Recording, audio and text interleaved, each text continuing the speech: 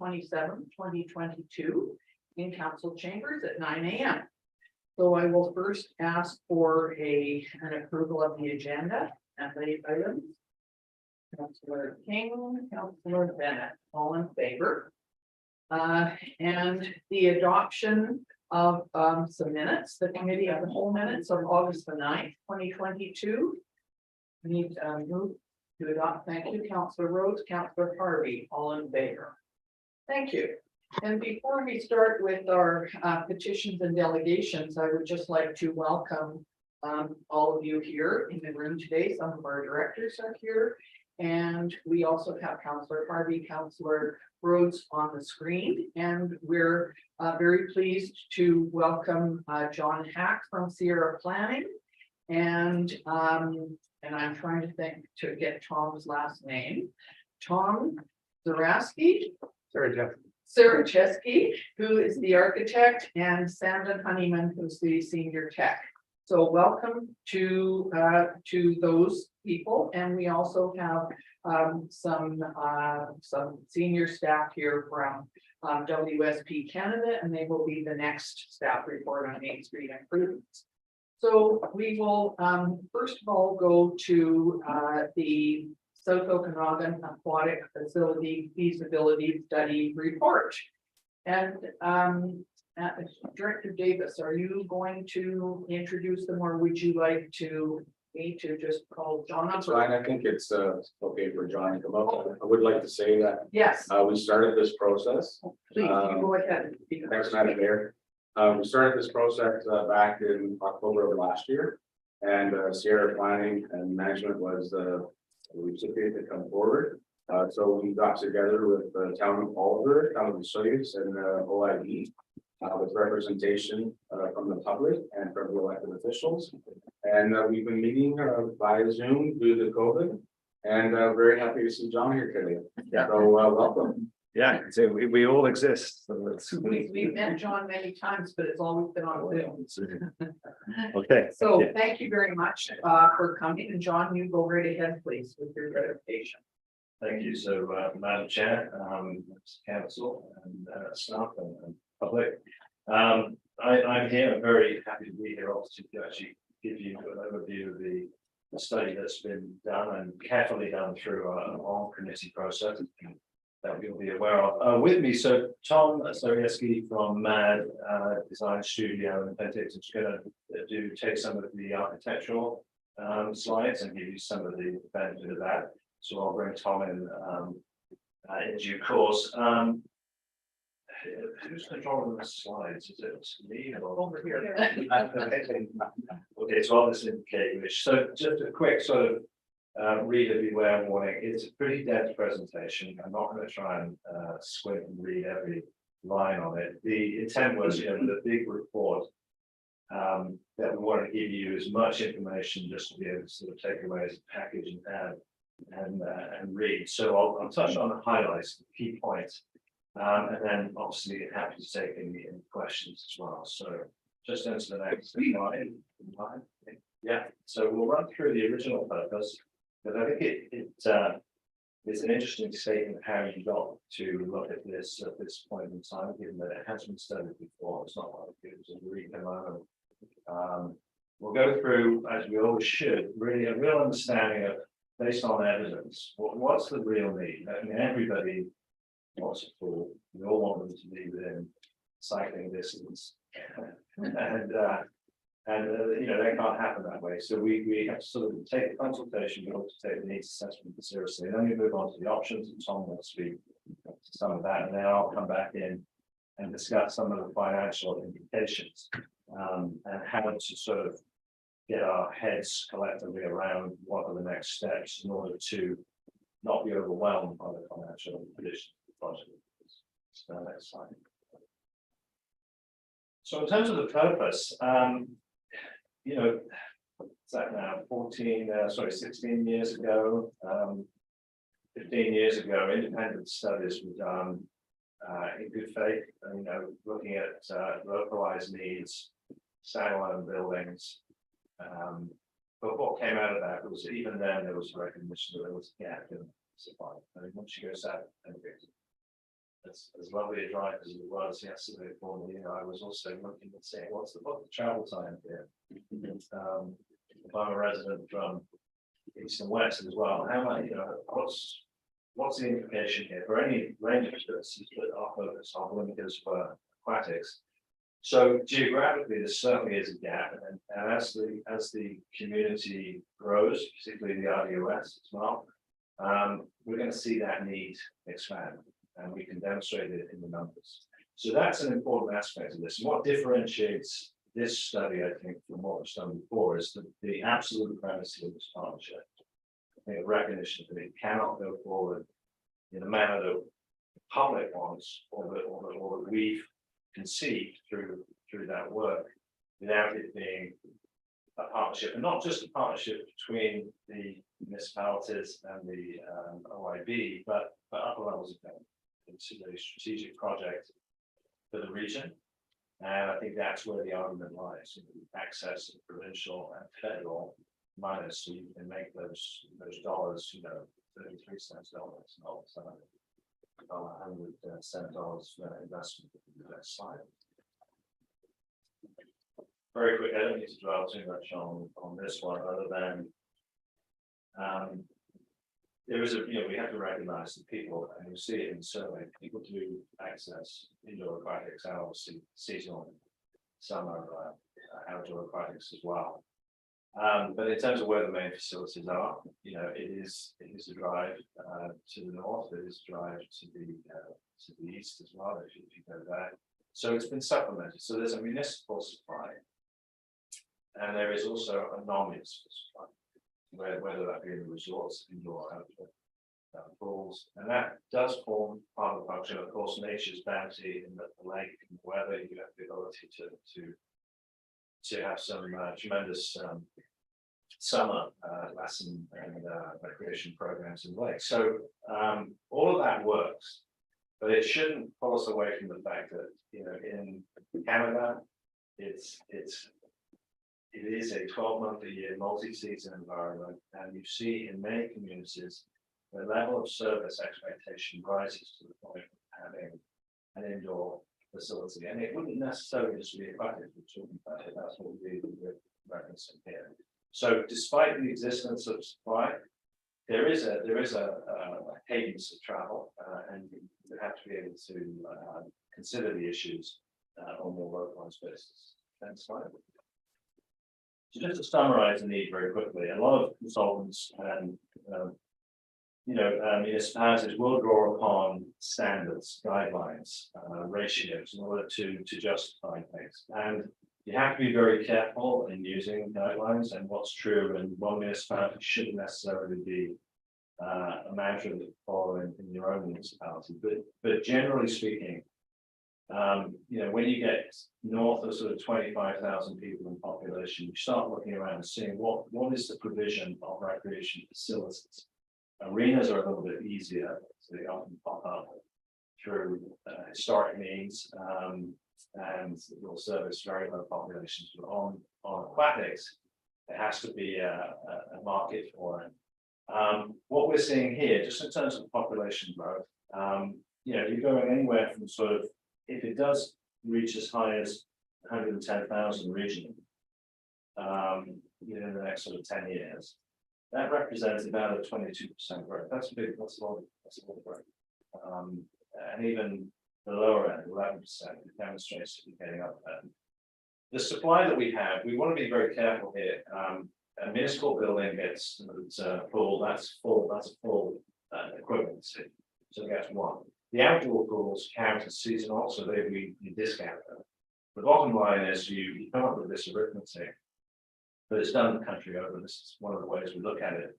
And you get a supply. So you get that odd number of 2.6 pools. But what it means is, in terms of the population that those pools together are supporting, it's starting to get up there. When the population reaches 2031 levels of 110,000. You're in the kind of ratio that you would expect in a big city. It's quite acceptable to be able to sort of say the guideline for a more rural environment should be somewhere in the 20,000 range, or even 30,000. When you're getting up to 40,000, that's the kind of ratio you see in larger communities across the country. So if you take nothing away from the study other than the evidence for me, it reconfirms the strong need to be able to find out other studies. Okay, next slide. So very briefly, our consultation, I just would indicate that if you look at it, go to the next slide. If you go to the number there, N, that was 1,022 completed surveys. And this was not all the same person. It was, we made sure we take care of any of those kinds of possibilities where people have multiple responses. Just to sort of give you a quick indication of what's on the page. So, do you engage in swimming? Yes, 82%. Do you think there should be a new requirement? Yes, 82%. So no great surprises there. But if you look at where you reside, it follows, I think a healthy survey response. In other words, you have some credibility with this because you've got about just under 50% of respondents were from the Soyuz, Oliver 30%. We'll show you on the next slide how that matches up in terms of population levels, but then you have some representation from the electoral districts as well. Also important to recognize that people, despite this sort of overwhelming fanfare for yes, we want to call, there is a recognition amongst a number of people that these buildings are high cost and there are operating issues and somebody has to pay for it. And that's stuff that I think needs to be carried through. Feasibility studies, just so everyone sort of, I think it's all on the same page, agree. They're not designed to answer every question. They're designed to scope you down to the questions which are the next logical ones. And then you see where that opens up to consideration of options. So we need to recognize people that are concerned about its implications for fiscal capacity. Next slide, very quickly here. I'm not going to focus on it too much. This is just the survey respondents relative to comparing against the census population. And you can see there's a little bit of an underrepresentation from Oliver residents comparatively to those in elsewhere. So it's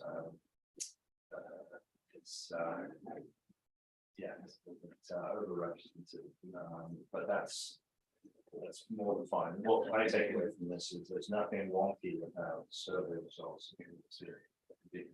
In terms of the current use of facilities, we are people. Do you swim? Do not swimming? Do you pursue water activities? And this includes summer and winter facilities, so outdoor and indoor. And you can see there the domination of family recreation. That's in the mustard color. Followed by swimming lessons. And that is a classic municipal magnet. That's what you can't get in the hotels in terms of the small pools that don't have lifeguards. Obviously, they're programmed well. If you would go in and program some time and bring staff in, you can make it work. But it's not the same as a municipal class A pool.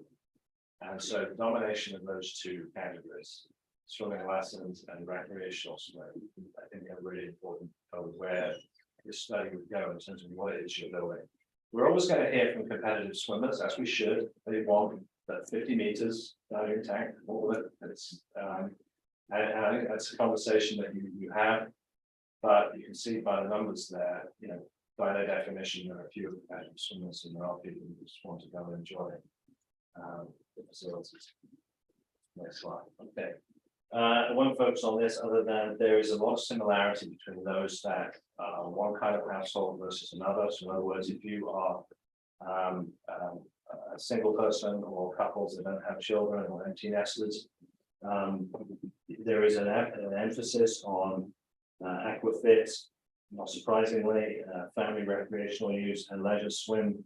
If you are a household that has dependents, has children in there, then family swim rises to the top, leisure and lessons, and aquafit further down. Nothing surprising there, but what it tells us is there is a need to cover the program options. So in other words, what that doesn't mean that you build a 50-meter 6-lane pool that you could host national competition. That's not the proposition. In terms of non-aquatic facilities, so we were very upfront with the committee. We said, I know you've hired us to look at aquatics, but when you look at this as a piece of municipal capital facility that you're putting money into, you have to look at whether or not there's the opportunity for co-location, multi-use, the kinds of things that will give opportunities for linked trips. Families get a great benefit from that. So what other things can you have in the building? And it helps defray some of the costs as well. So we asked them about these things, and you see that it's there. Anything from just a place to hang out and to fitness, weight room, gymnasium, that kind of thing.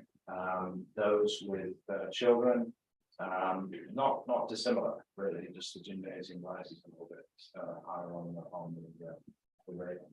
Next slide. Yeah, this one very simply, I think there's a recognition by people that there's going to be a range of degree to which people will use the facility. You know, I think people are optimistic. They use it a few times per week. That really speaks to if it's local. This is almost a site locational issue. If you put this in a place that it's hard to get to, like Penticton, you know, you're going to have people that use it less than a few times a week. But if we get the location right, then I think whilst this is you can't really trust this answer because it hasn't been built. We haven't seen what's in the building. People are being optimistic about what they might do. You can't be certain about this. Obviously, if you get the location right, it's going to go straight to the bottom line in terms of revenues. Because you're going to be able to drive use of the facility. So the location questions is fundamental. Just to summarize before I hand over to Tom for some look at the design. As I said, I think there's more of a demand for multi-use, certainly multi-generational, and it's the results of the survey. And that's important because there's a range of population groups within the community. One that has to be programmed to accommodate a number of things. And what that really means is, to us, everything we've heard tells us it should start to look like modern state-of-the-art facilities that you see popping up in other parts of Western Canada and frankly across the country. So it's not just one pool tank, it's several tanks, and they all have a slightly different function. Lane swimming, leisure, therapeutic capacity, meaning a slightly warmer pool where you could have aquafit and other classes, and also the capacity if you have several tanks to have what they call a zero entry pool. So you literally walk in like a beach. That opens up tremendous opportunities to get people that are not as ambulatory as most to be able to get in and take advantage. It also means obviously that toddlers can get in and you don't have to put that desk in the water so they can stand on it because you've got a program in a deep end. So these are kind of modern things which are, you might call them details, but you know, there's a real connection here. It's got to work for everyone. Design principles, lastly, I've really spoken about that. What that means is, let's go to the next slide. It's really a facility that, you know, it's as inclusive as possible.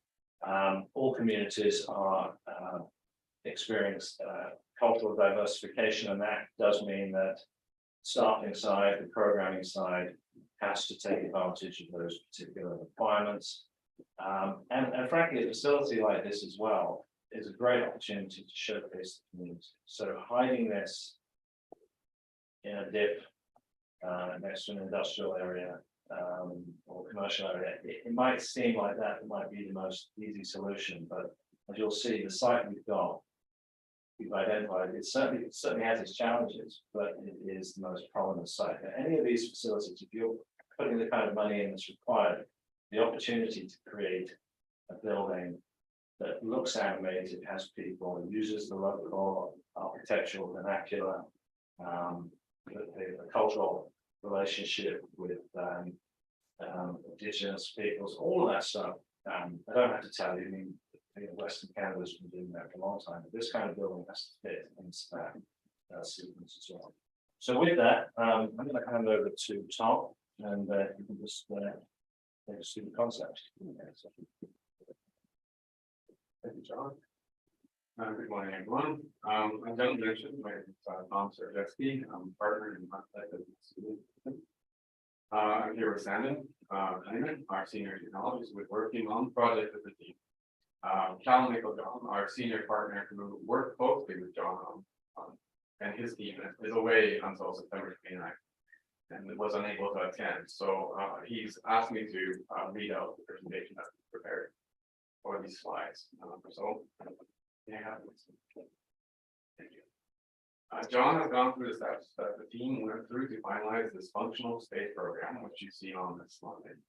It illustrates the suggested 3 phases for the project and associated floor areas for each phase. It is based on a combination of community needs and community input, as well as the architectural research we did to determine current best practices and to identify some current industry trends. We also went through a lengthy site selection review process to determine the first site of the 11 sites identified during our early investigations, which John will address shortly. It is a fortunate coincidence that the preferred site is the site originally identified by the joint. This is the preferred site for many reasons. Firstly, it is essentially the same distance from the 3 communities involved in the site. Although it is a drive, it will be a short drive for most residents in the South Okanagan, and to drive to this type of regional facility is very common. Also, the site is highly accessible. There are 2 existing turning lanes off the highway on both the south and the north end of the Bellway. The site is highly visible, so it will also be easily accessible for residents traveling from the associated communities of the southern interior and for visitors to the area. The site is quite large. This allows the phases of proposed projects shown in various colors on this slide, and which we will explain in more detail in the following slides. It is a long and narrow site which requires a stretched building, as shown, which results in some inefficiencies regarding internal circulation and will have a relatively large surface to volume ratio, which is not an ideal building shape when considering energy efficient design. However, in this case, it allows the future phases and the expansion of the parking lot to be easily added at one end of the building. This would also allow each phase to be easily isolated from one another in case the facilities were ever to operate independently or on separate schedules. For the purpose of this report, we have created this diagram to illustrate what is possible. And as such, we would like to suggest that in the next phase of the project, the plan be rigorously tested beyond what is shown here. Further, with respect to site, we would like to note that there are some grade challenges associated with the existing topography. A significant amount of soil will need to be moved at the south end of the site. A geotechnical study has not been done to confirm the subsurface conditions and confirm whether such an excavation would encounter any bedrock. However, these issues, as well as options such as shifting the building further from the south entry or realigning Creekbed away, would be explored during future design phases. This slide shows in dark green the core program that would be phase 1 of the project, as well as a table showing the floor areas. If you recall from the previous slide, parking is between the building and the Bellway. The main entry is. I have a pointer, it's hard to point to full screen, and it doesn't actually reply. So it's sort of in the middle of the blue plan. That's where our main lobby is, and that's our control point. So the main entry is there, and the location of the community multi-purpose space is adjacent to the main entry on the left. And related spaces such as the concession, washrooms, and the lease space would allow this part of the building to be separated from the recreation facilities for community events that might be held outside regular hours. Those wishing to use the recreation facilities, such as the pool or the fitness room, would need to pass by the reception desk. Access to this internal corridor would be controlled at the reception desk. The pool area shows the core program elements such as the hot tub, leisure therapy pool, and the 6-lane pool basin, as well as an area for a water slide that would be constructed in basin. Pool mechanical, steam room, and sauna and storage are shown at the south end of the pool deck. This slide shows phase 2. The plus program in purple, which includes the water slide noted above, as well as the gym and gym storage. Also noted above, both the recreation area and the community multi-purpose space could be isolated from the lobby and the corridor to allow the gym and the related amenity spaces. This slide shows phase 3 in orange, which includes both a cultural space as well as an arena.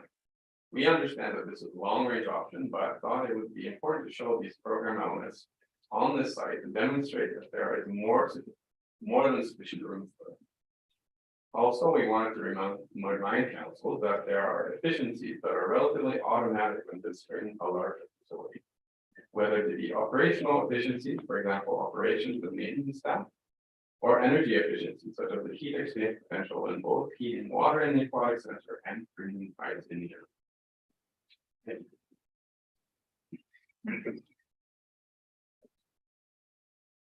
Can we just leave that one on screen just for a moment? So you see, we've gone from aquatics to building new arenas, and the reason we haven't costed the arenas, we haven't done operations for the arenas because they are speculative and long term. But just from our experience, we know that you need to focus on what you need to focus on, but you need to have an eye on possibilities. And when you talk funding and partnerships, everything is on the table. So it's good at this stage to be able to just think about what the aspirations could be.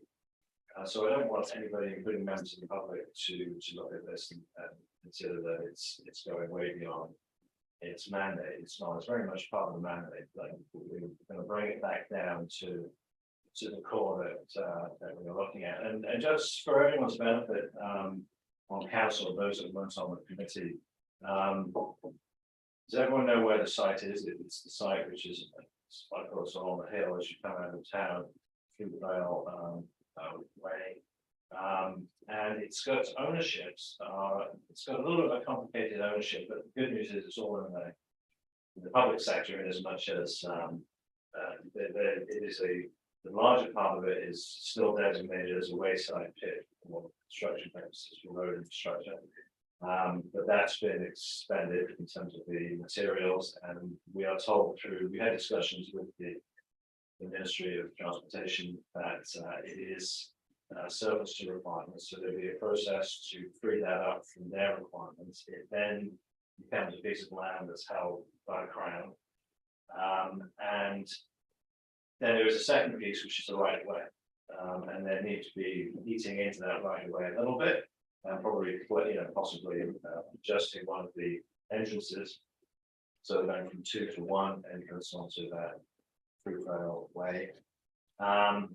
As a result of that, there need to be a process there, and then of course, if it is freed up for purchase, the Soyuz Indian Band, I think has the right of first refusal for taking that, so that you can see how the site's opportunity is such that partnerships are required, processes are required, and that's why we are suggesting, if you take the premise of this project, which is a partnership, there are certain things that have to happen after you've received this report. I guess the other side of the election, when you start to mandates to committees, that you need to roll through and find out whether this ends in a dead end or whether it's got some potential associated with it. As a site that meets the objectives of giving everyone the best solution possible in terms of their experience of using our recreation facility, it's the best site. What that means is, if you come back 10 or 15 years' time, people don't generally worry about the costs or the complications of getting the site. They worry about, is the building in the right place? And so that's why this has been considered. And of course, this site was considered before we came into doing the program. So anyway, with that, just on to the next slide. Okay, so in terms of the costing, we did a costing based on current 2022, so this is a little earlier in 2022, everyone's obviously heard about consumer inflation, but construction inflation has really worse. And where it goes, I don't think many cost consultants will want to give you a definitive answer other than the expectation is the thing at some point will start to flatten off. It doesn't mean it's going to be deep de-inflation. So we've done the numbers as they are based on the latest available estimates for a building that's not yet designed. So in that 54 million for the core aquatics program plus the dry use space, the gymnasium space, not phase 3, not the open space, not the arenas, we arrive at 54.5 million. You know, roughly 25% of that is actually a contingency. In other words, because we haven't designed the building, you have to factor in a higher cost at this stage, because the last thing we want to do is give you numbers that one way or the other that would be reported, and then they go up from there. Now they may go up because of inflation, but you can put that to one side. These numbers will likely inflate. It is, you know, based on the building, what we're producing. Are there any other reasons for it being increased? So we put a contingency in to cut that. In terms of the operating accounts, how you run the building is fundamental to whether or not you have a smaller deficit or a large deficit. You know, the YMCA and others have a particular model that they use. Municipalities have a particular model, and it really is a case of how you arrange the governance. And so without getting into the details which are in the report, we have hedged very conservatively and made sure that we put in the costs that we think need to be there. And a large amount of that is obviously salary and benefits in that nature. You know, you assume that you can get the requisite number of lifeguards. You know, these are students with the accreditation that can come in. I can tell you that that is an area that you need, that most places need to look at. Do you have a split staffing that you can get hold of to be able to run the facility, or do you have to pay more? Just to give you a ladder, the City of Toronto has just had to increase its payments to all of its lifeguards because they don't have the numbers of people there to be able to run those facilities. So it comes down to a cost issue. But these numbers, I think we're very satisfied that at this stage, this is a reasonable estimation of the deficit. So pools are the most expensive items in the recreational, municipal recreational portfolio, more so than arenas. But if you look at the number of people that come through the turnstiles in both in aquatic centres, and then look at the number of people that are using ice, just as two comparators, down to the sort of per person deficit that you're carrying, there isn't a huge amount of difference. In some cases, in some other cases there are, but generally, if you've got the right number of people coming through, and that's why need is important to understand how many people have come through this building, then the value for money proposition for aquatics is not quite as good as you might see when you look at the straight numbers. So, in other words, the revenues that we projected, go to the next slide. The revenues that we projected are very relevant to those numbers, obviously, and they're based on what we think it's going to be in terms of utilization. How many person visits per year? I won't go into the details here, other than just focus on the bottom there. So for the core program, we've got 42 million, 33 million is what we've estimated, and then we've added on contingencies that this building hasn't been designed, so we need designs, so where you may run into things that need to be considered. There could be pricing implications depending on materials you use in their construction. Adding about 25% of the budget, that's reasonable at this stage. So the number is 42 million. Next slide. Same for phase 2 gives you dry space for around 12 million. Next slide. And then finally that's the 54. So we get a next slide. Okay, operations. We're not going to go through this in detail. The net operating income is shown in each of the years. This is a sort of a schematic. The revenues come from a range of things, and it's important to focus on those things. public swim, instruction lessons, memberships, because there's a lot of opportunity for that to occur in these facilities, particularly with the range of programs that you have, aquafit and so on. And then other revenues from the rental of the gymnasium, etc. And on the gymnasium, the only thing I would say is you can build a gym and it looks like a gym, or you can build a gym and you can recognize that you can program that space. So if you do it, so you have, fenestration, windows, lighting, suddenly you can get into other facilities, other uses. If the floor is not a sprung hard floor like a high school gymnasium, great though that it is, but in other sort of sport floor and material, suddenly you can have conferences and you can have gatherings, wine and cheese, school stuff that in other words pays a certain amount of rent for that facility. So if you do that, it should contribute to the bottom line. And then, as I said, on the wages and benefits, and then we've put in a category here for independent operating administration. What that means is, again, if this is a partnership project, then it needs to recognize that there is a cost involved in managing that partnership as it relates to the building. So we've even gone through that. Utilities obviously are something that can be looked at as you go forward. But as Tom had indicated, just this is something to be aware of. The site is not as efficient as a simple square site somewhere else. And so that does mean that you may have some spaces that are that need to be heated and cleaned, and that will impact the cost. But those are the numbers that we've come up with, and we're pretty satisfied at this stage that they are. Next slide. Question. Is that based on both phase 1 and 2 being built? Yeah, that's the aquatics function plus that gymnasium. So in the report, there's a lot of discussion about particular governance structures and how you structure a partnership if you were to do so with municipalities operating under the government legislation and the LID, for example. There are other, and that obviously you're very aware of what is best there. What I want to focus on here is cost sharing. So we had a lot of discussion in the committee about how cost sharing might happen, not in terms of the detail. This wasn't a negotiation between people across the table. This was, what can we put on the public record that is going to give an indication of how you could split this project up if there was an agreement as to what goes into the building. So if you go to the next slide, thanks. So there are a number of ways to do it.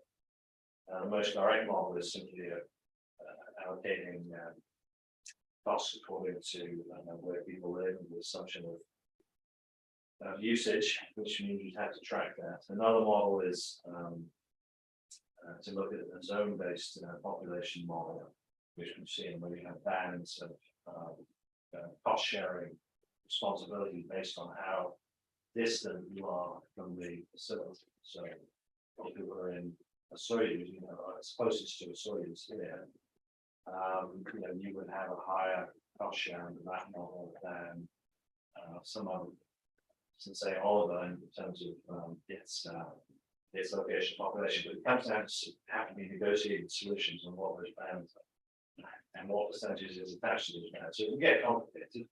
But like anything, my experience of doing cost sharing agreements elsewhere is you walk in with one set of possibilities, you walk out with an answer.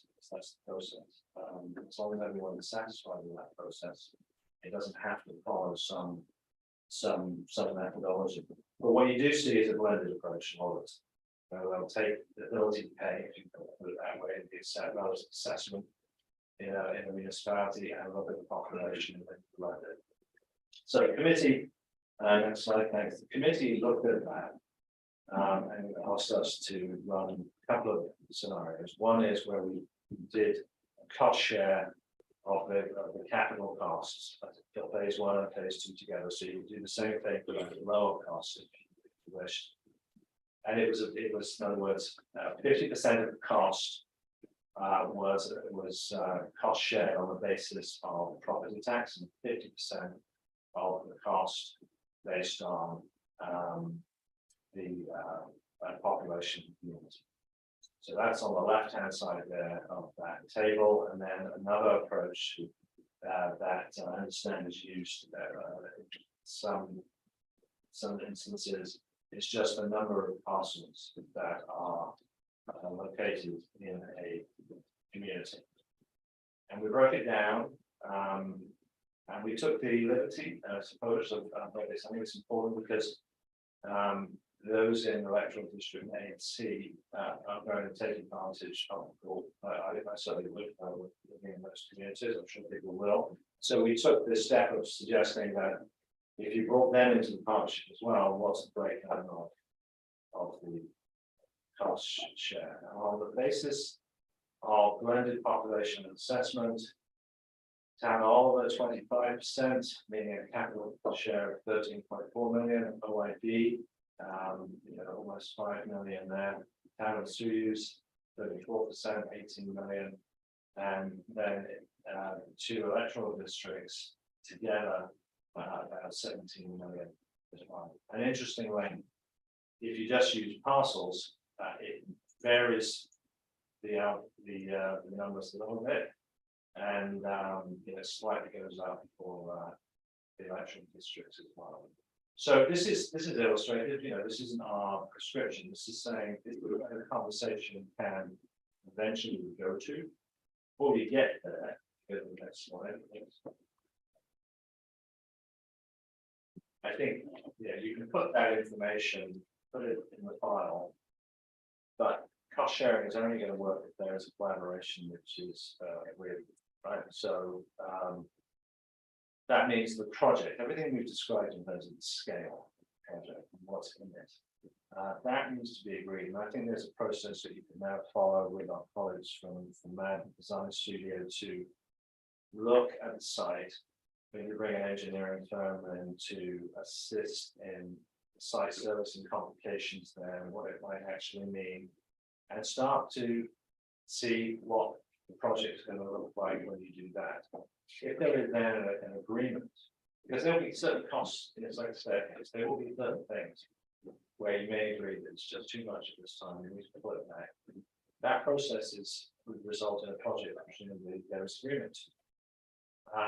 And once you've got that, then you start looking at governance in more detailed terms. How are you going to run it? What's the line of authority there? Who's going to hold the accounting book? Or do you bring in a third party company, an board of directors, and they have a level of independence? Still not arm's length, but that's a model we see in other places. And then once you've got that in mind, I mean, if there are applications that are being called for by you pretty much have everything you need to get to put a very detailed in to see what funding is available. Because I think we all understand that the quicker you can get access to those funds, the quicker you're going to take this additional work, which is time and effort on the staff's time, to make the project a reality. Next slide. Just very quickly on the preferred site, and steps as you go to the next slide. Thank you. Too much more I want to add other than that area in purple you see is our drive time assessments. So you can see, I think it's 30-minute drive time that we have there. So yeah, as a site, it's very accessible. There were a couple of others. One was Oliver Parks and Rec. So it's going to be a struggle at the south end here to take advantage of that. And similarly, there were some sites such as the one by the racetrack here, as a part of racetrack, which will again probably disenfranchise some further up. So despite the complications of this site, you can see what a great site it is just from that picture there. It can work, and it is an aspiration to go there. And as I said, if partnership is the goal here, then you may need to take on the challenging sites. The easy sites are not necessarily the ones which you need to focus on. It doesn't mean you shouldn't look at a site that might be close by and gives you opportunities, particularly if this one does become problematic. But as we look at it now, the next important step is to focus on the site a bit more. And I think it's fair to say, you have a project when you have a site. That's what I've come to learn from doing this as long as I have. If you don't have a site, or if you're being equivocal on sites to the point where you just lose the energy on it. So having a site is important. It does have some challenges, as I said, and Tom has gone through it, so you won't focus on it. But that's the next piece of work. So on, next slide. So hand drawn image of how our thought process continues. So there were other, if you look at the report, there are other images where we sort of straighten the building, or Tom's unit straighten the building so they don't eat into the southern end as much. It makes the site a little less efficient. So this is sort of the most efficient, but it does, as Tom said, it does require a little bit of moving at the south end, which comes at a cost. Next slide. So very simply, just to end here, the next steps, just to remind everyone, I think as you've seen there, there is an evidence opportunity for the RDOS, electoral districts, ANC to get involved. I think given that the RDOS as a whole has just completed a recreation master plan, and it's literally freshly minted, which establishes people's needs. I'm sure Aquatics is in there in terms of what needs were. They were not under a mandate to go through and produce, a detailed feasibility study like this. We did talk to the consultants who are on board for that, and I think that's what the conversation points is, to see what the alignment here is, working to try and get them as a partner, develop the funding plan accordingly, and as I said, further site assessment is the most important. And if you do those three items, then I think the cost sharing thing comes back on the table. So with it, Madam Mayor, thanks for listening to us for so long. It's been a long process, but you've got in this report some really good intel things to be able to move on should you wish to use the next stage. So thank you, Tom, for your words. Thank you very much. It definitely is a lot of detail. I love the last line here, the graveyard pit site, and it was obviously autocorrect, so you mean gravel pit, so Yes. I had a good laugh when I read that the other day. So thank you. It's a lot of detail here and a lot of very good information and pictures and so on. So I'm going to open it up and see if any of our staff or council have any questions. Go ahead, Councillor Bennett. Yeah, thanks, John. Maybe you just touch a little bit on why the gymnasium is so important. Along with pool, when people go off and their kids and everyone swim. And that's kind of what the gymnasium and the other things that fit into it. Yeah, I'm happy to. Thanks for the questions through you, Matt. We have to recognize that we're moving towards a situation in many places where the older approach of building independent dedicated facilities, which made sense 50 years ago. You're seeing that get replaced with more master planning approaches where they're putting recreation in the same building. It cuts your costs down. It potentially increases customer satisfaction. And you can host more events in these places. So absolutely the strategy should be to do that. Now, as it comes to aquatics, to have something else in the building does give the opportunity to, if you believe that need is there, then that's the opportunity to put them together. So we see it again across the country. You see aquatics and gymnasium going together. Often you see, in the big cities, you'll see 2 pads, library, 2 pads of ice, library, big aquatic center, and gymnasium, all in 180,000 square feet and $150 million in cost. But that's what they're doing, as opposed to pushing it around the communities. And they are just saying that these facilities are now somewhat centralized, because that's being to be the best way to go. Go ahead. Thank you, Madam Mayor. We also had a discussion that standalone facilities are like 25 and 30% cost recovery. So including a gymnasium and ultimately level 3, if I ever got to that point, an arena with the energy efficiencies, you would definitely bring in more income Some other places that we looked at, just very briefly, in Alberta, where they had a multi-use facility, they basically were at 0%. So they actually made enough money to actually operate. Thank you. Councillor Rhodes, I believe you had a question. Thank you, Member Kordoff. So a beautiful facility and a great location. I can't say enough positive things about, the report that you've given us. But I have a big but. In your survey results, it certainly appears to me that everybody really wants that facility. That's clearly demonstrated. A high percentage of the respondents were really in favor of it. But my but is the financial numbers that you put in there. They're staggering. They're almost inconceivable for small communities like Oliver and Osoyoos, and even with the other participants included. And I kind of wish in your survey, one of the questions in there is, are you in favor of it if it's going to cost, $54 million to build it? And it's not really a question, it was more of a comment. But I would like to know if there was any discussion about grant funding, because I can't see this being financially successful without tremendous grant opportunities coming our way. And I'm wondering if you could comment on that particular aspect. My comments before that, I know they were negative, but we do have to live in the real world. And at the end of the day, the finances, they're so important to everybody, and a lot of people don't really understand the impact of building a facility like that and the cost. And then once it's built, the deficit costs those are staggering in my mind. So thanks for listening to me. And I'm just wondering if you could talk about grant funding, if there was some discussion in that. Certainly, thank you very much for the question, Councillor, through you, Madam Mayor.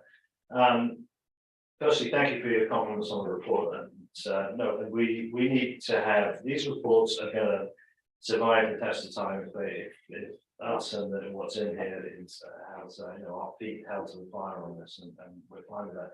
I'll touch on grant funding in a moment. Just on the nature of the costs and public input and survey, we deal with that question that you posed all the time, in that how far do you initiate a process by recognizing, hey, it's going to be expensive, and then asking questions about needs. And what we've generally concluded is, let's get the needs out there, because you do get a cross-representation of views on that. And then it's not just the survey, it's all the other analysis that is done to arrive at that. But you are right, you need to then, had they known the cost, would they have said yea or nay? What we want to avoid in all cases is research that ends up being a referendum without any information. In other words, if you went up front and said, are you in for $60 million for Aquatic Centre? Most people don't have the information in front of them to know what that value is in terms of what it would mean to them in terms of usage. So, and I mentioned this in the conversation yesterday with the town of Oliver, I think there is another stage here. We've had 1,000 people respond to a survey. We've got a good indication. We've now developed concepts, a location, and the financial implications, which certainly make everyone sit up, I think. Now would be the time, maybe the other side of the election, to actually have a public meeting where you start to lay out on some boards here what's in here and ask people what they want. Councillor Bennett just indicated, what's the logic from our side in terms of adding a gymnasium and things of that nature. Well, it's probably a good idea to ask the public at this point about whether or not they have a tolerance. So I think that's one thing that could be done. In terms of grant funding, because we like to deal with things that we can be certain of, and so we have not, in the capital costs, made any kind of assumption as to what level of capital grant funding you would get. I think it's generally understood, though, is that you're not going to go forward with this project unless you're able to get an application for grant funding, so you can bring those costs down. You're still going to have to debenture something, or start building a reserve now to be able to put some contribution towards it in however many years that it takes to do that. And on the operating side, I'm sorry to inform you that the number is fairly typical around the country. I mean, there are ones which are older shoebox type aquatic facilities with 4 lanes, 25 meters. They'll come in at 250,000 deficit, but they're not making money. And so it is something that is going to have to be supported by the taxpayers. And the real question for all councils is, you don't currently have that level of service. You don't have a current indoor aquatic center. So there is a decision, there's an inflection point here, which is, do you rise and say, we want to have aquatics as the next level of service? And that is a public discussion to be had, perhaps, on that. And then the other sort of last thing I leave you is, because it's great questions that you've asked. The good news is, if you can get partnership on the operating side, then, you know, everyone shares the pain, but not everyone takes the hit. That would be an ideal situation, and Joe and I have spoken about other places in the country where the models do work, but they are, you know, you have to go down a journey to get to that point. Thank you. Thank you. Go ahead, Councillor. Thank you, Madam Mayor. I guess I just go back to your first comment of talking to the regional district. At this time, they're not actually part of this process. It shows them paying about 33% of this whole project. So I really look at the first step is talking to the regional district. Yeah. Because if they're not in, not saying we can't do it, but it adds 18 more million on to the expense split between the 3 partners at this time. And I guess that's my comment, really. Yeah, and I think just through Madam Mayor, I think that's why I say the intel is in this report, without, you know, sending an email with the urgent mark on it to the chairs of the districts and say, how about this? I think there has to be some conversation, maybe at the staff level, which is, there's information in here as to what those residents are looking for. And that maybe should be the starting point. So that, yeah, it's a cost, and yes, they haven't funded this process, but if you get behind that and move forward to what would a facility look like, and how does it benefit the IUS, that's the way I think it has to be. I saw your comments to the staff then, because it's a great report. I mean, I'm in favor of moving forward, but the numbers just seem to go crazy, and development costs, I mean, you're talking here, you definitely added a lot of. Well, the other thing I would just add, and I just say this just again from other projects elsewhere and different kinds of projects. One of the things that we do work on is sport and entertainment centers, similar to say like the SOEC and TikTok. Big projects, and a lot of people say they're not necessary, right? In terms of our community function, you can build a rink without building 5,000 seats and having a, you know, WHL team here. So, but in a different manner, it still requires a champion on town council to make this work. So I think as much as staff can look at the mechanics here and look at the details of what residents from the IDOS said relative to elsewhere, having a political lens on this going forward, I think is essential. You know, on the committees. Yeah, and I would hope to believe the 3 people with money now will meet before they ever talk to the RDOS, anyhow, put a strategy together. That would be ideal if there was a common ground. So I mean, I don't know what happened yesterday in Oliver, so. I can tell you, we had a good discussion with some questions. One of the councillors was just inquiring about 50 meters versus 25 meters in pool. So there's some sort of technical questions. But Councillor Ventimiglia, who was the chair of the committee here, raised the point that grant funding is essential to move this forward. Getting on the same page. Thank you. I'm just looking to see if there are any other questions from anyone.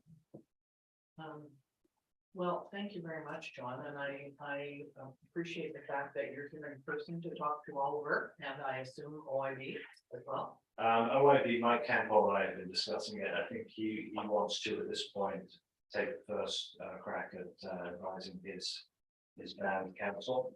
But I'm obviously available if needed there. Absolutely. Well, thank you very much. That's been a very interesting hour of listening to all of the details about this. And it's a great summary because, we've been part of this over the past year, but, it's nice to have it all together like this. So thank you so much for coming and thank you to Tom and Brandon. Thank you. Okay. Thanks, sir. Thank you. Thanks.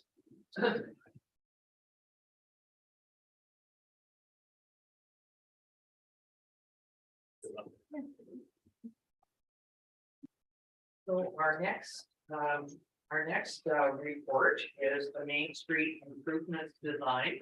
And we have, of course, Director of Operational Services, Mr. Brownstein here, but we also have Melissa Hobbs, who's the engineer, Ron Kershaw, who's the director, and Nola Kilmartin, who is the senior planner.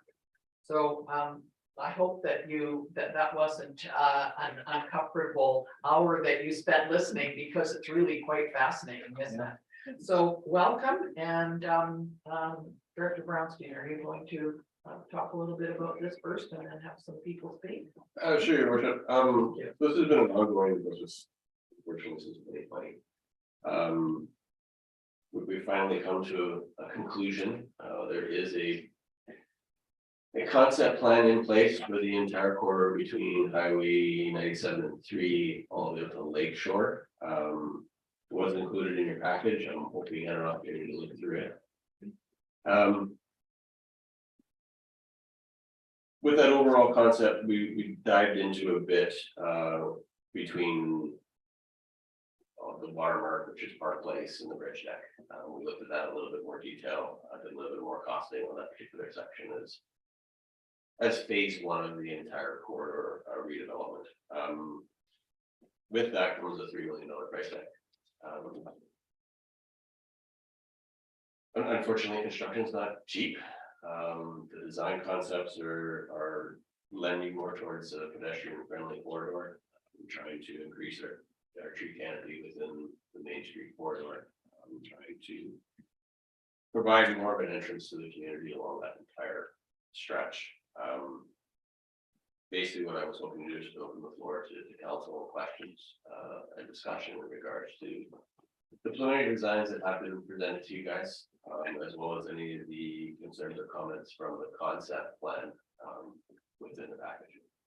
So thank you very much. It has a great deal of information in here. I'm wondering if you could sort of zero in on the stretch from Park Place to the bridge and explain just that part.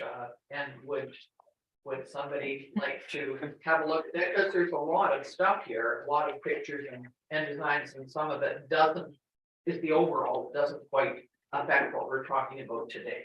Actually, Your Worship, I actually know ask Rob to step up and Sure. kind of go over the design with you guys in a little more detail. And Rob, if there are certain pages in here that we need to look at, please identify those that would help us. Thank you.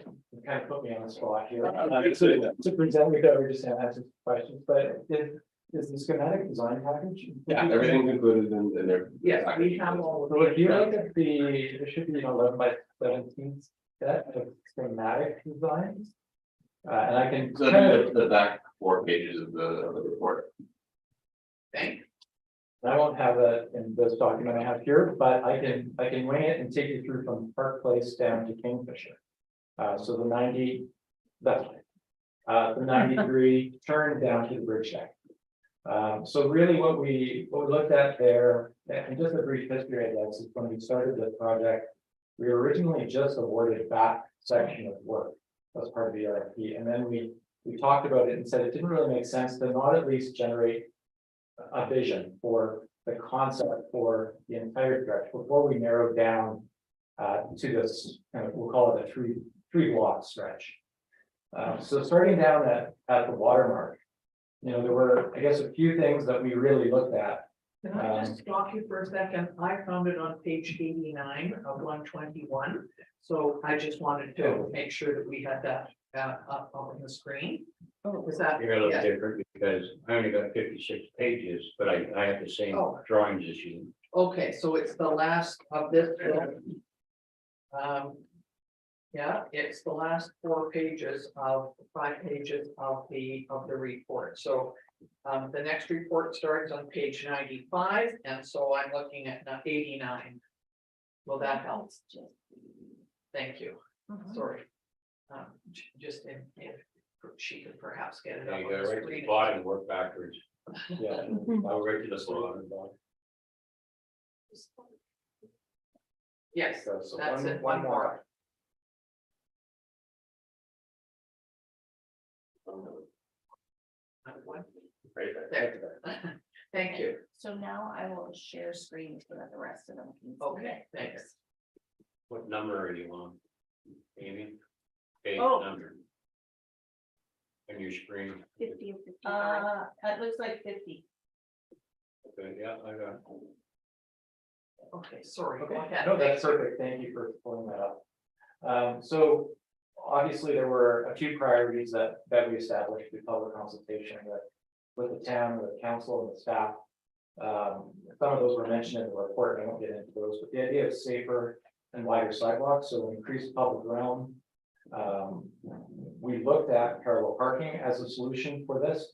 Obviously, on this section of street, it currently is parallel. We're not promoting a change in this one section. We looked at the idea of increasing tree canopy within the town and introducing planted medians to bring the scale of the highway down through this section. And some of the other things were improved parking on side streets where applicable. So when I look at the design from this side here, I think the general theme we took was keeping the curb the same along the east side. So along the lake side, we don't really adjust the curb.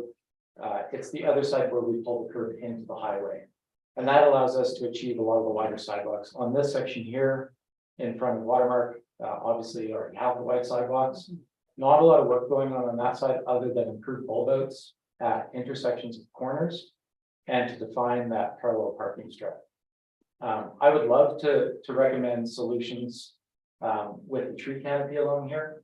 The trees that are along waterfront have been chopped. The leaders have been cut off. They're never going to reach their potential as a street tree.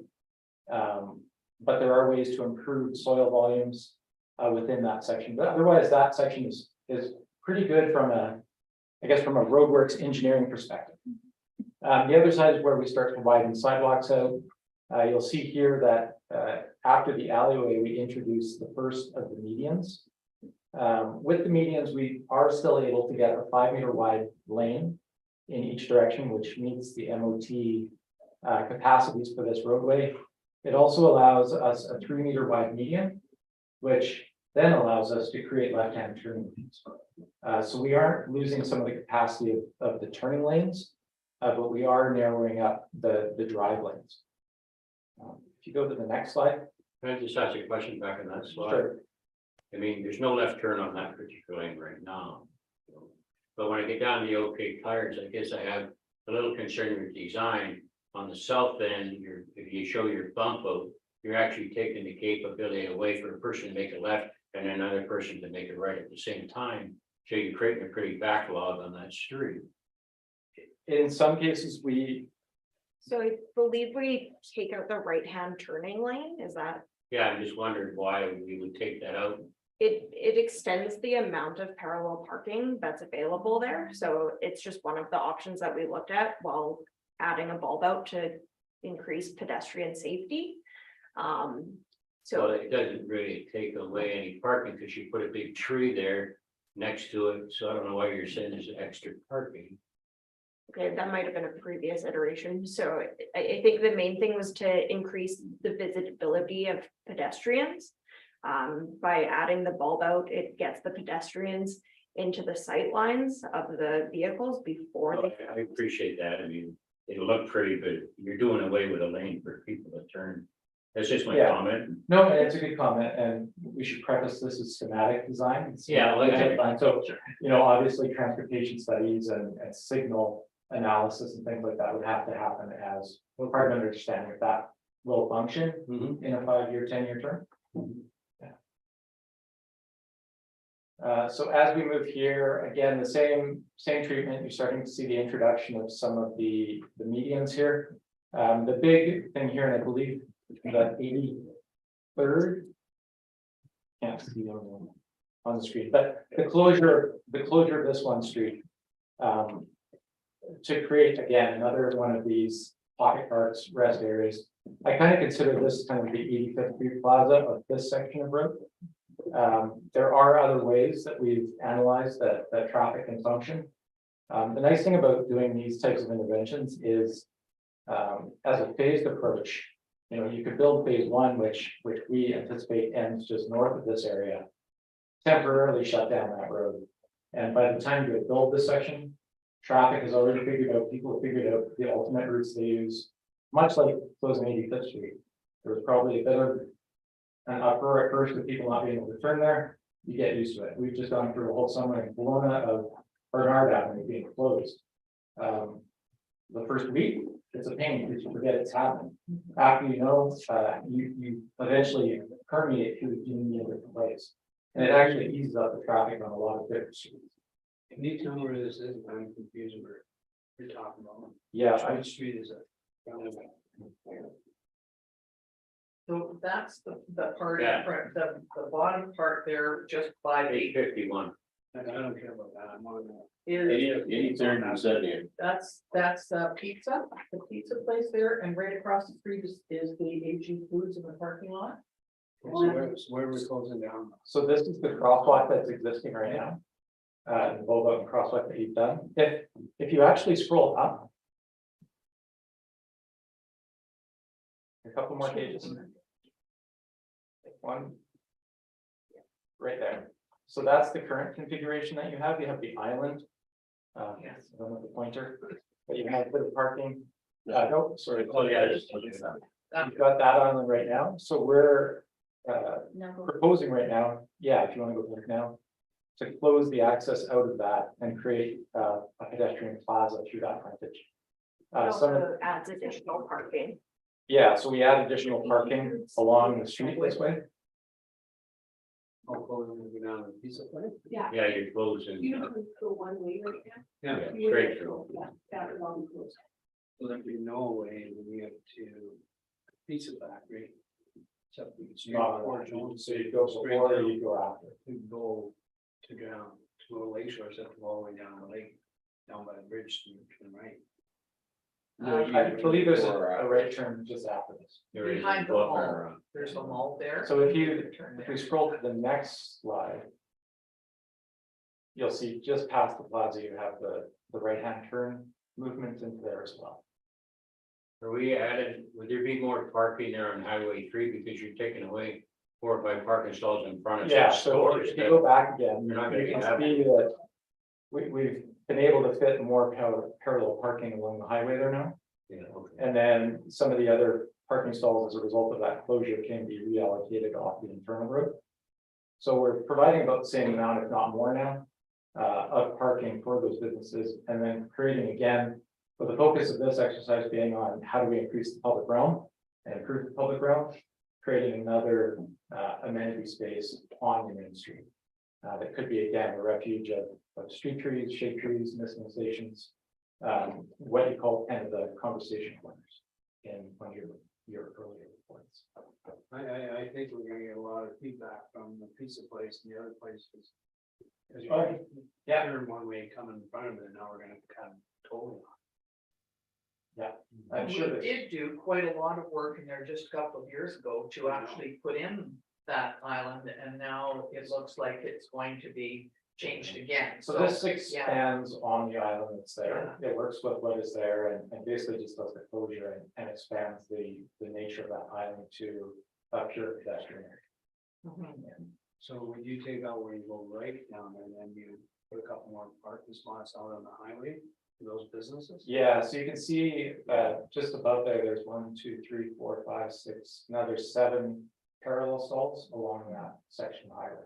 So I think we actually have a net gain in parking by doing this for that business area.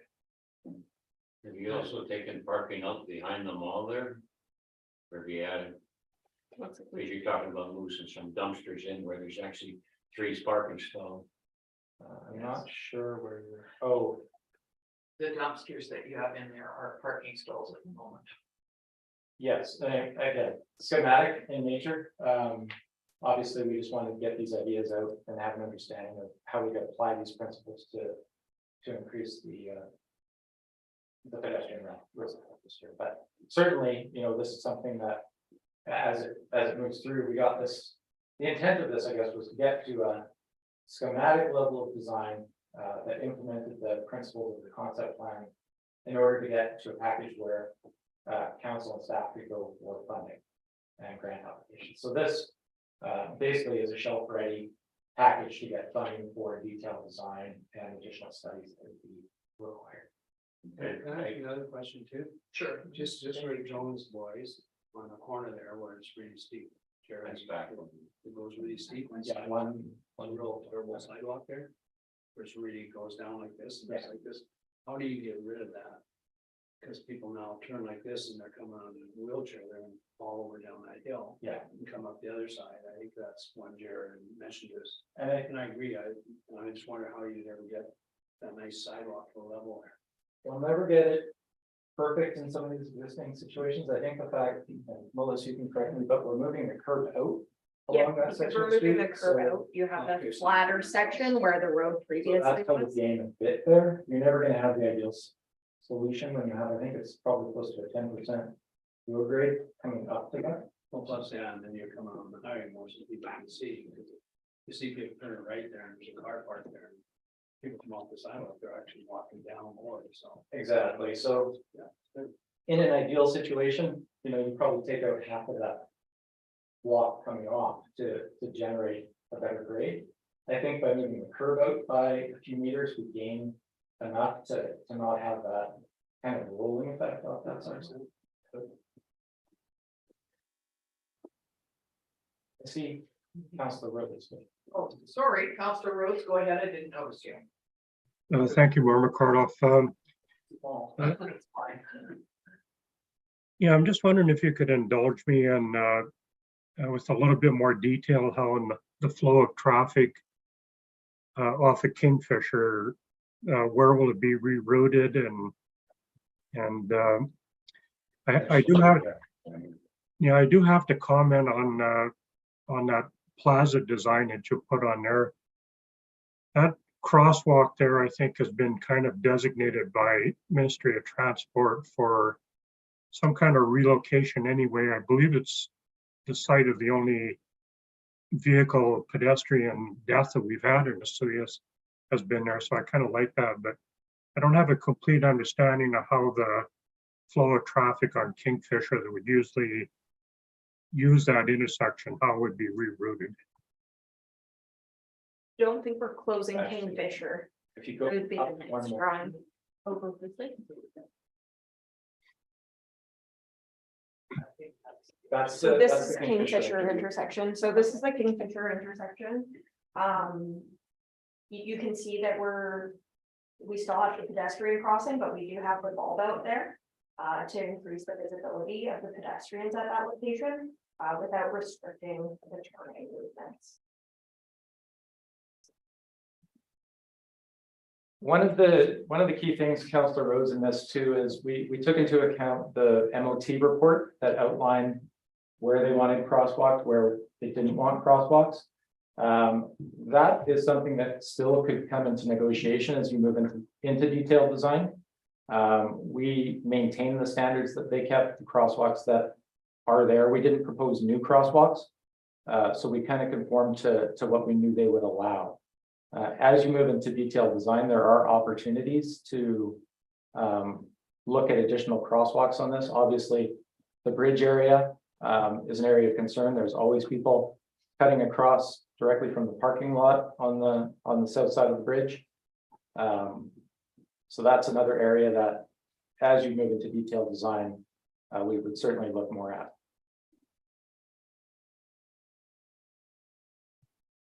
It just, can you explain a little bit the costs, because the costs are very high, and where would they be concentrated in putting the actual sidewalk in, or like it just seems to be a lot for us to accept.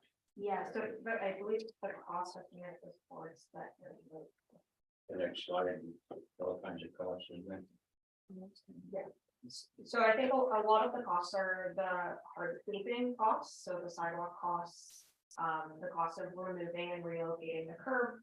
The cost of additional trees are always fairly expensive, so that's where the majority of the costs come in.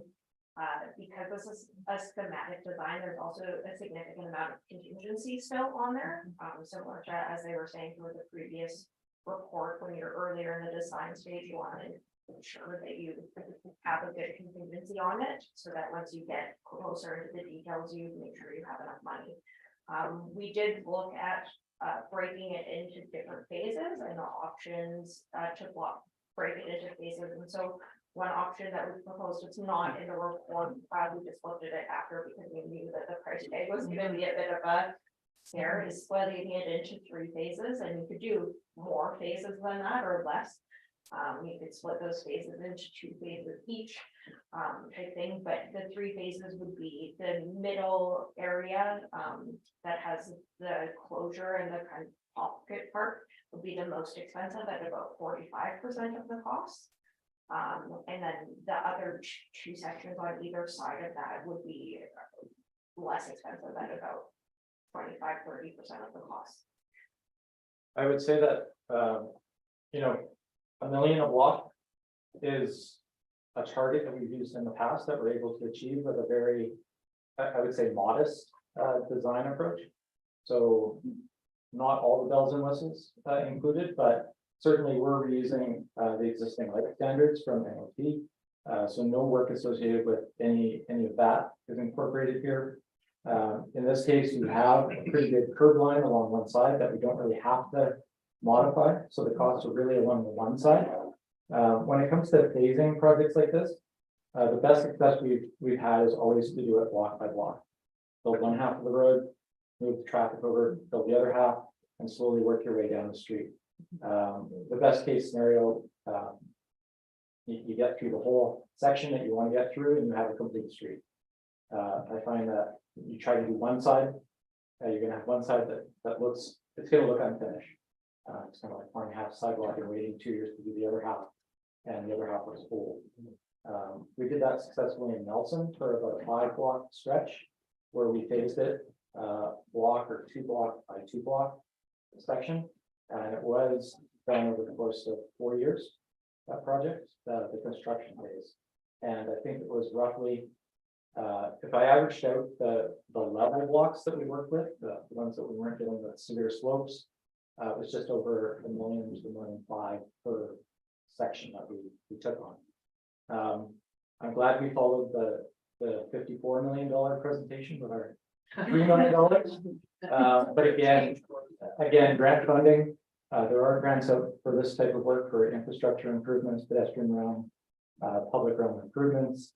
So, you know, I think that's when we talk next steps, it's to get those applications in for funding, which could bring you 33 cents to 50 cents on the dollar. Okay. Thank you. Is there anyone else that had any? Oh, go ahead, Councilor Dane. I think it's a great presentation. I guess you've heard a few of our concerns. Over to Director Bernstein, if we kind of support this, how do you propose moving this forward to the public?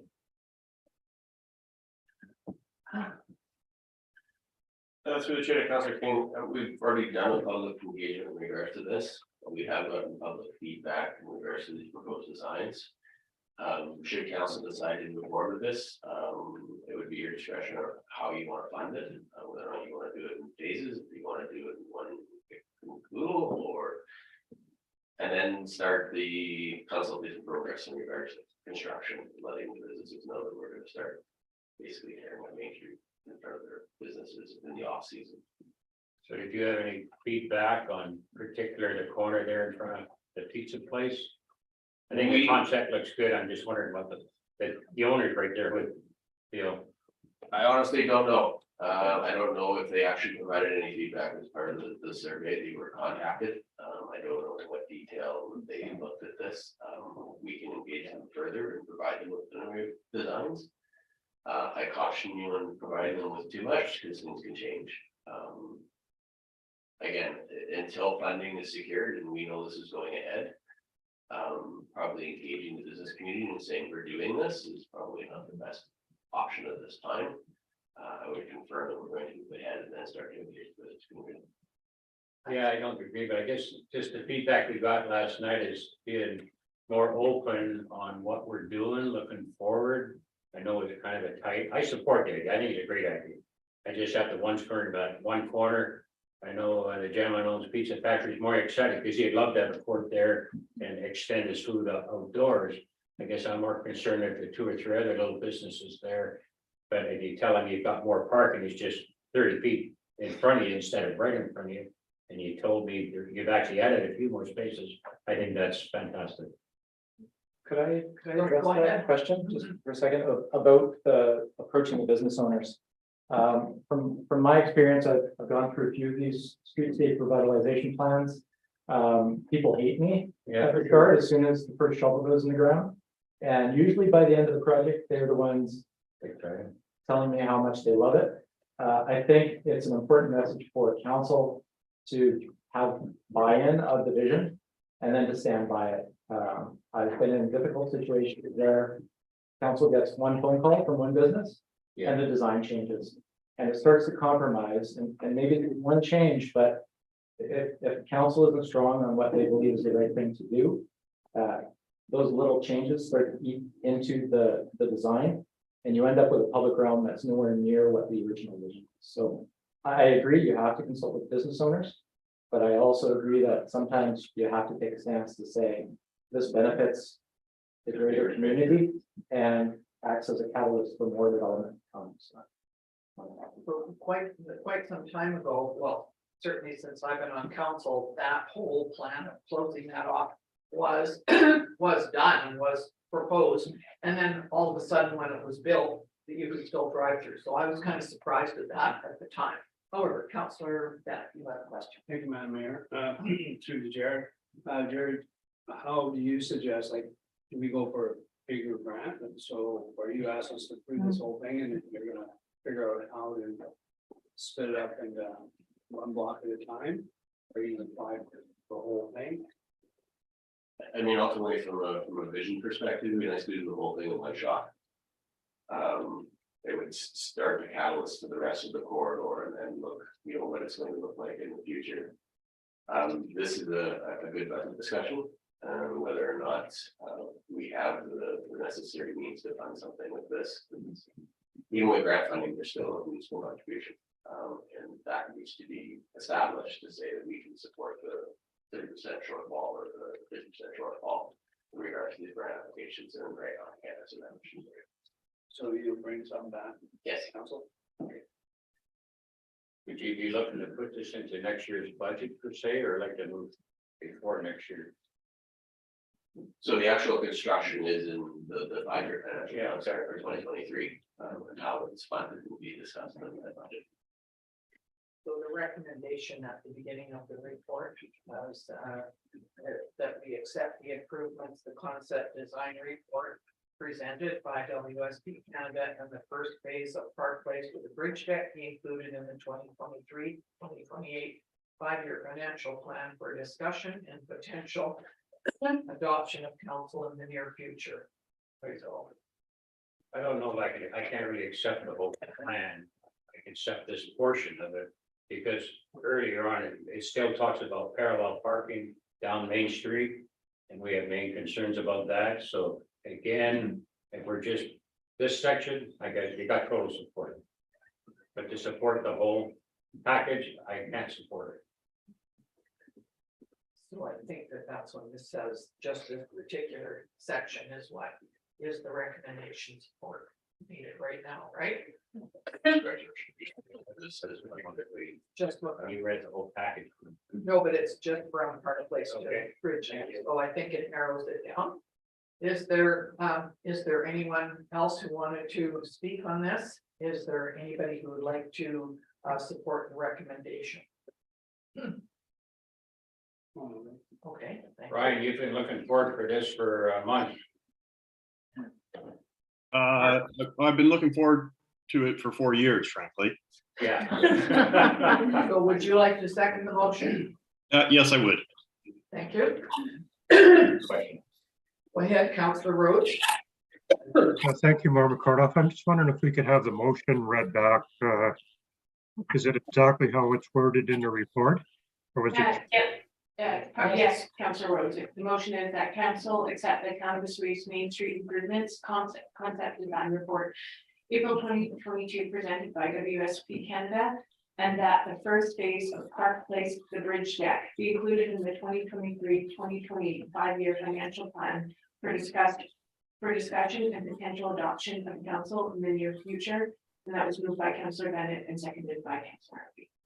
Okay, thank you. Okay, so I will call the question then. All in favor? Thank you very much. Well, thank. Okay. Jean is jumping up and down. Thank you very much for coming and for providing the detailed report that you've got here. So we'll just concentrate on the one part at the moment. And apologies, I did not have a presentation. We were just expecting a couple of questions.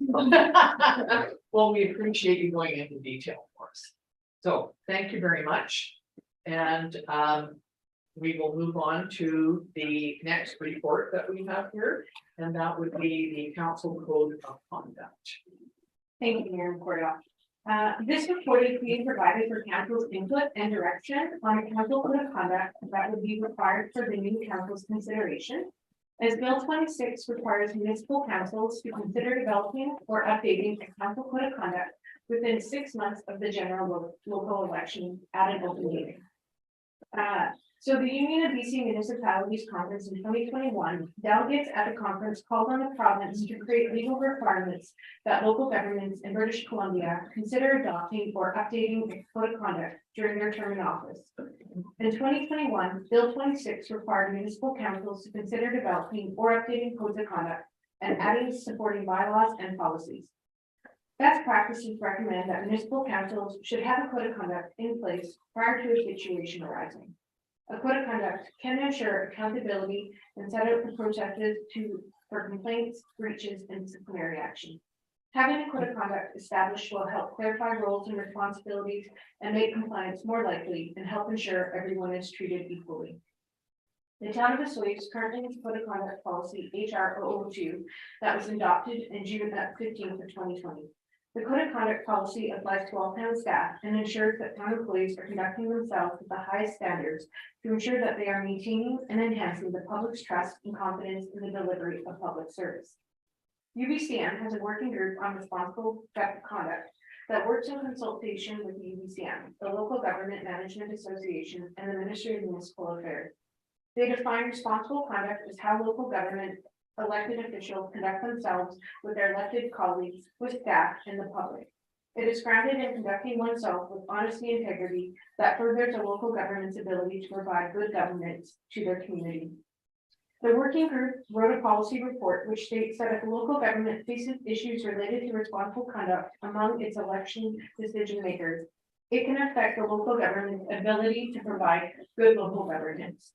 They define good governance as providing for the stewardship of community's public assets, providing services, laws, and other matters for community benefit, and acting in a way that is accountable, transparent, ethical, respectful of the rules of law, collaborative, effective, and efficient. The working group identified 4 key components of an effective council code of conduct as promoting responsible conduct, repairing relationships, evaluating and making determinations, imposing sanctions. The draft council code of conduct attempts to follow these 4 components to ensure that the policy is effective and meets the needs of council. Staff have prepared the draft policy for council's input and feedback. As council is nearing the end of its 4-year term, their insight and knowledge are valued and much appreciated. Staff will take the input received from council and make changes to the council code of conduct if required to present to the new council after the municipal election. So there are no options being provided for council, as this is for their consideration and input is only requested at this time. So implications for the community is that the council code of conduct policy aims to promote ethical decision-making and behavior amongst council members to ensure that council as a whole contributes to the achievements of the town's client service delivery and community goals.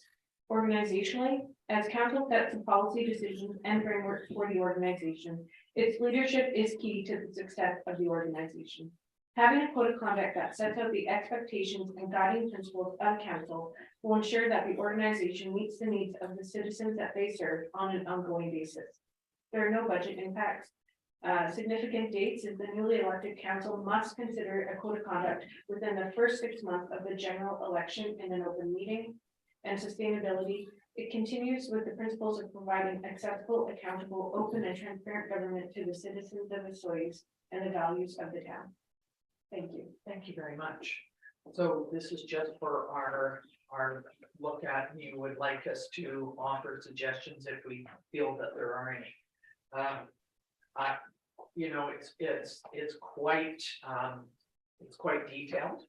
And you based it on the UBC report and their working group on responsible conduct. Correct. Also, the city of Abbotsford, Saanich, the city of Surrey, they have some good examples of model bylaws and policies. So kind of pulls from various municipalities, kind of capture everything. Okay, does anybody have a look at it, and has anything to offer? I didn't, I thought it was very detailed. I'm okay with it. Are you giving us a little bit of time if we want to come back and give you some information? Is that, I see Councillor Rhodes has his hand up, so I will go with him, but if that's okay. Yeah. Go ahead, Councillor Rhodes. Thank you, Member Kordoff. Well, one thing that I noticed in the report is it has no budget consideration. So after being provided the opportunity to spend $110 million in the last 2 days, this is kind of nice to deal with it. Yeah, I'm very supportive. I did read through it. It's a little lengthy, but in essence, I kind of agree with everything that's in there.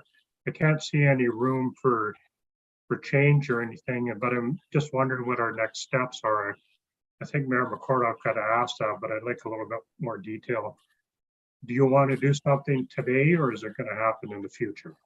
This would actually be brought forward to the new council for their consideration. They must consider whether adopting a council code of conduct, which we currently do not have, at a public open meeting. And if the new council chooses not to adopt the council code of conduct, they must state their rationale for why they're choosing not to adopt.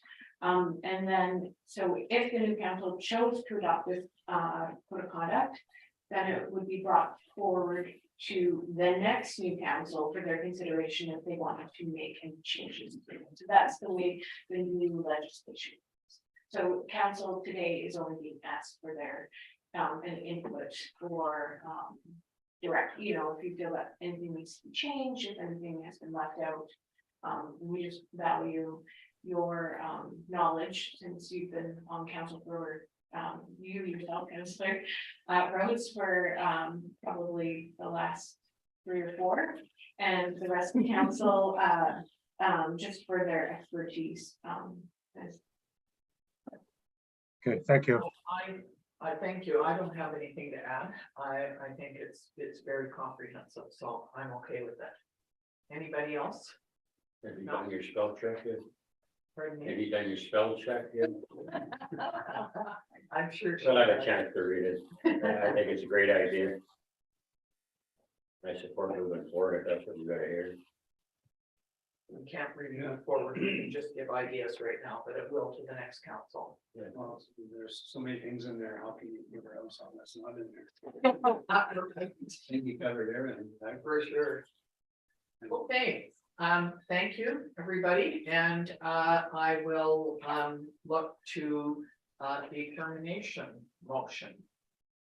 Councillor King, Councillor Rhodes, all in favor. Thank you very much.